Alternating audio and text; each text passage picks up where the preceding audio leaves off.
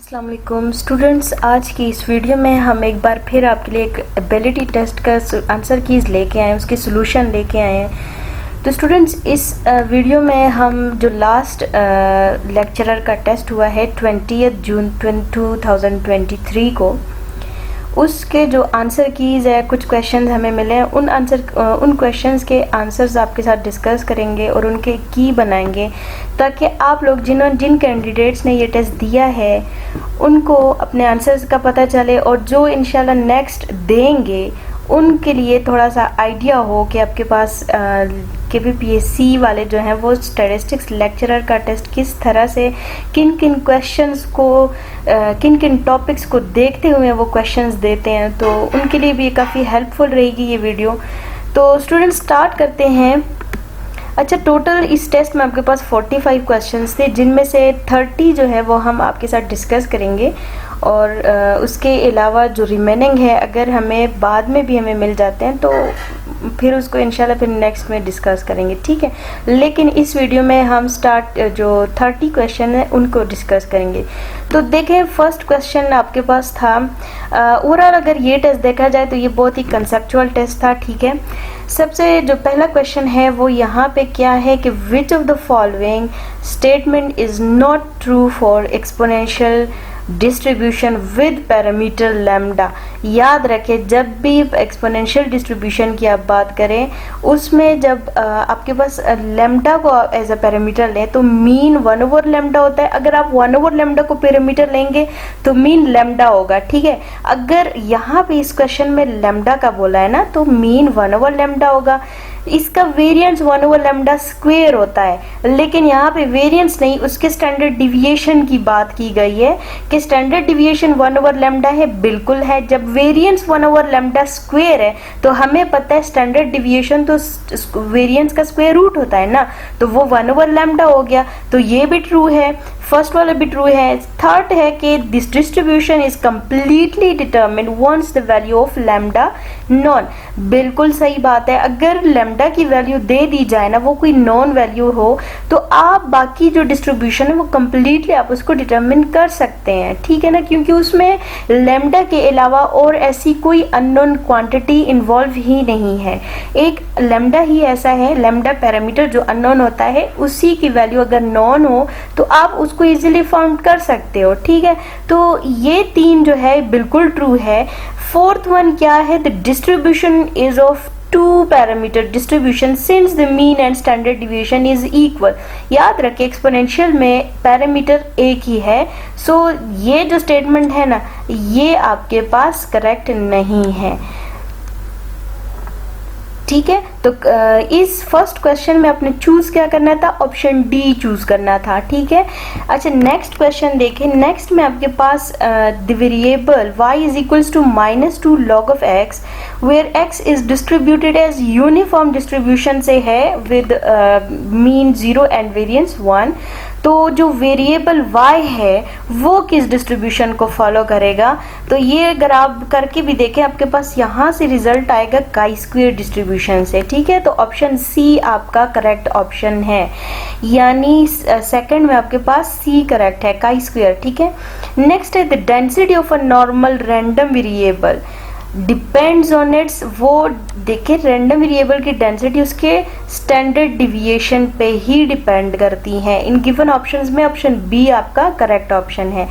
अच्छा जी, नेक्स्ट आपके पास है which of the following chi-square distribution is more bell shaped. याद रखें, chi-square डिस्ट्रीब्यूशन में डिग्रीज ऑफ फ्रीडम जितना इंक्रीज किया जाए वो उतना ही नॉर्मल डिस्ट्रीब्यूशन के वो नॉर्मल डिस्ट्रीब्यूशन के शेप में कन्वर्ट होना शुरू हो जाता है। जितना हम उसके डिग्रीज ऑफ फ्रीडम को इंक्रीज करेंगे ना, वो उतना ही बिल शेप्ड होता जाएगा। तो यहाँ पे सबसे highest number of degrees of freedom क्या है, 16, यानी ऑप्शन डी आपका करेक्ट ऑप्शन है, ठीक है। 4, 5, 6 जो है, चूंकि छोटे वो हैं वैल्यूज हैं, सो डिग्रीज ऑफ फ्रीडम जब इंक्रीज किया जाए chi-square का, तभी वो बिल शेप में कन्वर्ट हो जाता है। बिल शेप आपके पास नॉर्मल डिस्ट्रीब्यूशन का शेप भी बिल शेप्ड ही होता है, ठीक है। अच्छा, नेक्स्ट है if A and B are positively associative then बहुत ही सिंपल है, इसमें आपका ऑप्शन ए करेक्ट है। ए बी अगर पॉजिटिवली एसोसिएट है तो आपके पास क्या रिलेशन होगा, ए बी ग्रेटर आएगा, ये जो फर्स्ट वाला है ना ये आपके पास होगा, ठीक है। अच्छा नेक्स्ट आपके पास है कि partial association between two attributes refer to the association. अच्छा ये बहुत ही सिंपल है, आपको पार्शियल जो एसोसिएशन है उसका दूसरा नाम भी आपको याद होगा, उसका दूसरा नाम होता है सब यूनिवर्स, ठीक है। तो ये आप उसके सब यूनिवर्स से भी आप इसका अंदाजा लगा सकते हैं कि यहाँ पे करेक्ट ऑप्शन आपके पास होगा सब पॉपुलेशन, यानी ऑप्शन सी आपके पास करेक्ट ऑप्शन है। नेक्स्ट आपके पास है कि if correlation coefficient between two variable is very high, R की वैल्यू कहा गया है कि अगर वो बहुत हाई हो उसकी, यानी उसका जो कोरिलेशन कोफिशिएंट है वो हाई आए आपके पास, then two regression line will be. तो वो जो दो वेरिएबल्स हैं जिनका कोरिलेशन कोफिशिएंट आपके पास हाई आया है, उन दो वेरिएबल्स का रिग्रेशन लाइन अलग अलग आप करके देखें तो वो उनकी जो वैल्यूज होंगी वो किस तरह से होंगी, वो ग्राफ में वो वैल्यूज एक दूसरे के करीब होंगी, दूर होंगी, वो किस टाइप की होंगी। तो यहाँ पे जब भी हाई कोरिलेशन कोफिशिएंट हाई आए तो वहाँ पे जो रिग्रेशन लाइंस बनेंगे उन दो वेरिएबल्स के लिए उनकी वैल्यूज एक दूसरे के करीब होंगी, ठीक है। तो यहाँ पे करेक्ट ऑप्शन आपका क्या है, ऑप्शन बी। नेक्स्ट आपके पास है which of the following is the most appropriate regression model for continuous data. अच्छा कंटिन्यूअस डेटा के लिए मोस्ट अप्रोप्रिएट जो होता है वो है linear regression model. So linear regression ही यहाँ पे करेक्ट ऑप्शन ए है, ठीक है। नेक्स्ट क्वेश्चन में देखें, नेक्स्ट में है model covariate is best described as correlated with response variable, independent from response variable, related with independent variable, related with error term। तो यहाँ पे फर्स्ट जो ऑप्शन है कोरिलेटेड विद रिस्पॉन्स वेरिएबल, यही आपका करेक्ट ऑप्शन है। तो नेक्स्ट आपके पास है कि if independent variable of a regression model is highly correlated then this is due to the problem of, अच्छा इंडिपेंडेंट वेरिएबल के कोरिलेशन की बात कर रहे हैं और वो भी हाई कोरिलेटेड। तो इंडिपेंडेंट जब आपस में कोरिलेटेड हो जाते हैं तो उस प्रॉब्लम को हम मल्टीकोलिनैरिटी कहते हैं।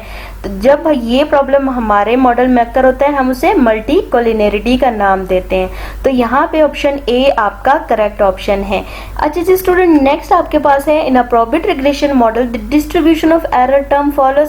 प्रोबेट रिग्रेशन मॉडल का जो एरर टर्म्स है वो नॉर्मल डिस्ट्रीब्यूशन से ही बिलोंग करता है। सो करेक्ट ऑप्शन आपका ऑप्शन ए है, ठीक है। नेक्स्ट आपके पास है which of the following is computed by the most regression program and provide an indication of how much multicollinearity exist among the set of independent variables. जो given options है उनमें है chi square, beta, colinear coefficient and variance inflation factor, VIF जिसे हम कहते हैं। तो VIF ही हमारे पास मोस्टली जो मल्टीकोलिनैरिटी को डिटेक्ट करने का मेथड है वो VIF ही है। तो यहाँ पे करेक्ट ऑप्शन डी है, ठीक है, variance inflation factor. Next students आपके पास है कि which of the following statement is true about heteroscedasticity. Statements क्या क्या है, linear regression with varying residual, linear regression with constant residual, linear regression with zero residual या नन ऑफ दिस। हेटेरोसिडास्टिसिटी की बात कर रहे हैं। Hetero means different, scedasticity means जो वेरिएंसेस होते हैं किस चीज के, रेसिड्यूल के। तो यहाँ पे लीनियर रिग्रेशन विद वेरिएंग रेसिड्यूल्स ही आपका करेक्ट ऑप्शन है, ठीक है। ऑप्शन ए आपका सही ऑप्शन है। नेक्स्ट आपके पास है best estimator is one whose distribution is discrete, continuous, normal, skewed. अच्छा इस ऑप्शन में बहुत सारे कैंडिडेट्स को प्रॉब्लम थी, कंफ्यूजन कह सकते हैं कि किसी ने डिस्क्रीट चूज किया है तो किसी ने कंटिन्यूअस। करेक्ट ऑप्शन इसका नॉर्मल डिस्ट्रीब्यूशन है। ये क्यों हम ऐसा कह रहे हैं, इसके एक रीज़न है। देखिए बेस्ट एस्टिमेटर, हम बेस्ट एस्टिमेटर किस एस्टिमेटर को कहते हैं?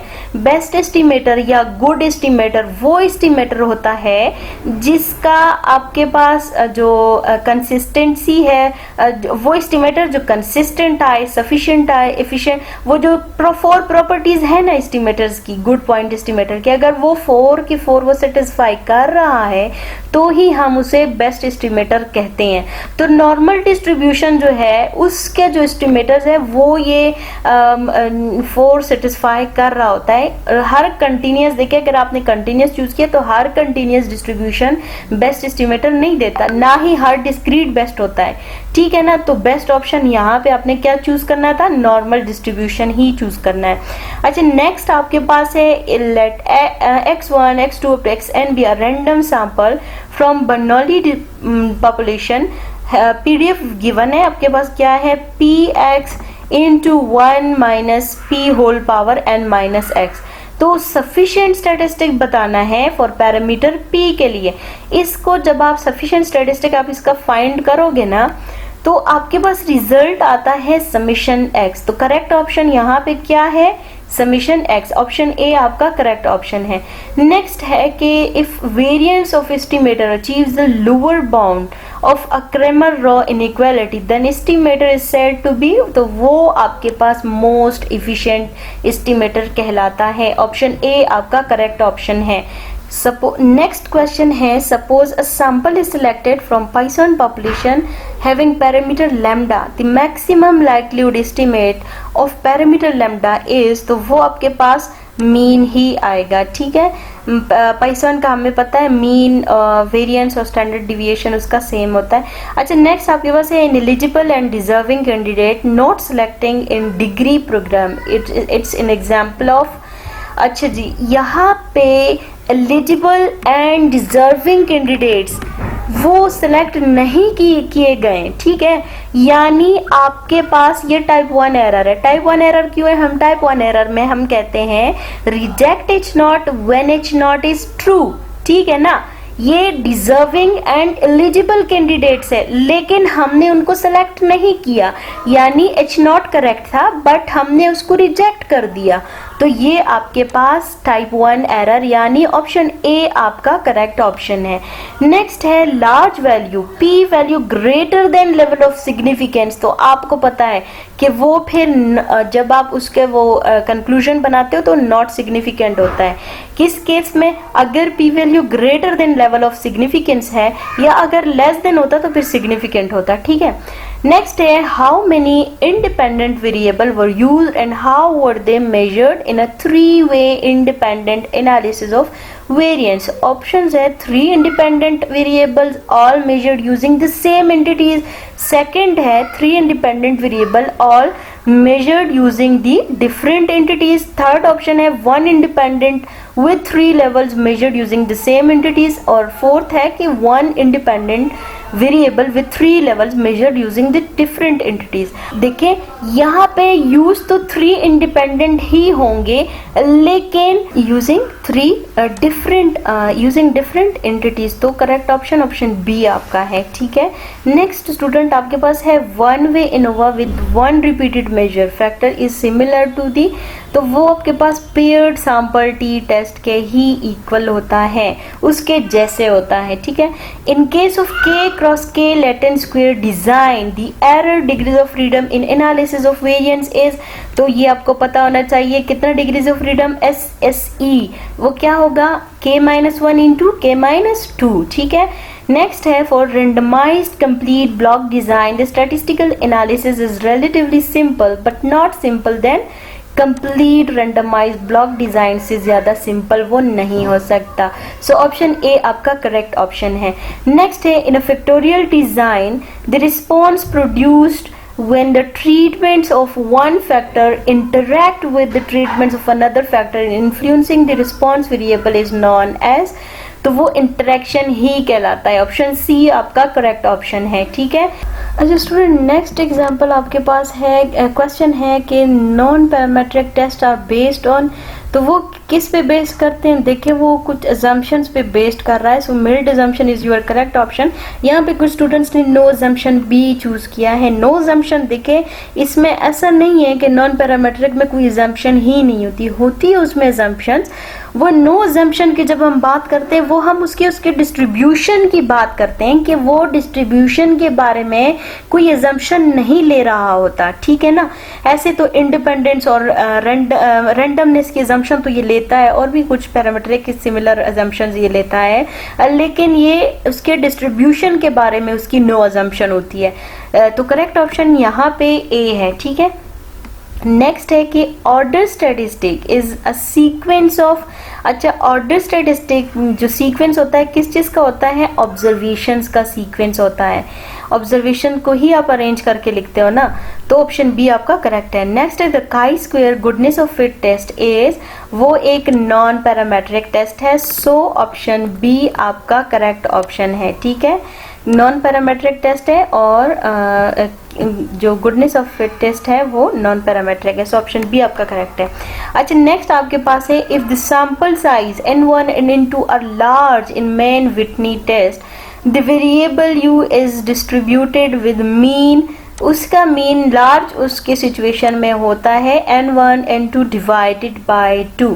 अच्छा नेक्स्ट क्वेश्चन में आपके पास है in a positive skewed distribution extreme values lies on, देखिए पॉजिटिव डिस्ट्रीब्यूशन में आपके पास पॉजिटिवली स्क्यूड डिस्ट्रीब्यूशन में एक्सट्रीम वैल्यूज जो है राइट टेल पे ही होती है, नेगेटिवली स्क्यूड में लेफ्ट टेल पे होती है, बट पॉजिटिवली में राइट पे ही होती है, ठीक है। यूनी मॉडल, अच्छा नेक्स्ट है लास्ट जो एमसीक्यूज हमारे पास अभी फिलहाल तक के लिए वो है unimodal frequency curve is said to be leptokurtic if, तो हमें पता है कि लेप्टोकार्टिक वो बीटा 2। अच्छा स्टूडेंट यहाँ पे लेप्टोकार्टिक तभी होता है जब हमारे पास वो ग्रेटर देन 3 हो, ठीक है। तो ये आपके पास करेक्ट ऑप्शन बी ही है। यहाँ पे ये था बीटा 2 ग्रेटर देन 3, यहाँ पे मिस्टेक हुई थी, ठीक है। अभी ये करेक्ट ऑप्शन इसका है option B, when beta 2 is greater than 3। तो फिलहाल के लिए स्टूडेंट्स आपके पास ये 30 क्वेश्चंस ही हम यहाँ पे डिस्कस कर सकें। नेक्स्ट क्वेश्चन अगर हमें कहीं से मिले तो इंशाल्लाह ज़रूर आपके साथ डिस्कस करेंगे वो क्वेश्चंस भी, लेकिन अभी फ़िलहाल के लिए आप इन्हीं 30 क्वेश्चंस के साथ अपने आंसर्स मैच करके अपने लिए एक आंसर कीज बना सकते हो, ठीक है। अपने मार्क्स का एस्टीमेट आप लगा सकते हो, ठीक है ना। आप एक एस्टीमेट लगा सकते हो कि आपके टेस्ट रिजल्ट आउट होने से पहले आपको अंदाज़ा हो सकता है अपने मार्क्स का। तो नेक्स्ट वीडियो तक के लिए अल्लाह हाफिज़।